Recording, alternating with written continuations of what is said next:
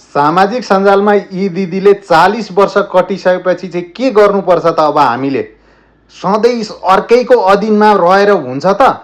40 वर्ष कटिसकेपछि त आफ्नो अधीनमा रहन र आफू रमाउन पनि सिक्नुपर्छ। 40 वर्ष कटिसकेपछि कसैको अधीनमा रहनु हुँदैन भनेर सबैलाई जागरुक गराउनु भएको छ। एकपटक के भन्नुभयो त उहाँले? सुनौ है त। अब 40औं वसन्त पार गरिसकेपछि चाहिँ अरूसँग झुक्ने गर्नु हुँदैन। बाँकी जिन्दगी चाहिँ आफूले पनि जिउनु पर्दो रहेछ क्या।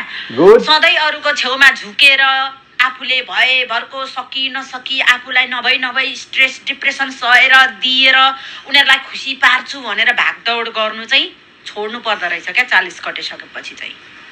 अब जोसुकैले जेसुकै भन्दै गर्छ, को रिसाउँछ रिसाओस्, को ठुस्किन्छ ठुस्क्योस्, को टाढा हुन्छ होस्, को बोल्दैन बोलोस्, कोले नाता तोड्छ तोडोस्। अब चाहिँ कसैको बाल गर्दिन भनेर चाहिँ प्रण गर्नु पर्दो रहेछ क्या खुसी हुनलाई। कसम क्या यो चाहिँ सही हो। एउटा गीतै थियो नि त, 40 कटेपछि रमाउला भन्ने। अब यसैलाई सान्दर्भिकता मान्दै अब त्यसै गर्नु पर्ला नि त तपाईँले भने जस्तै।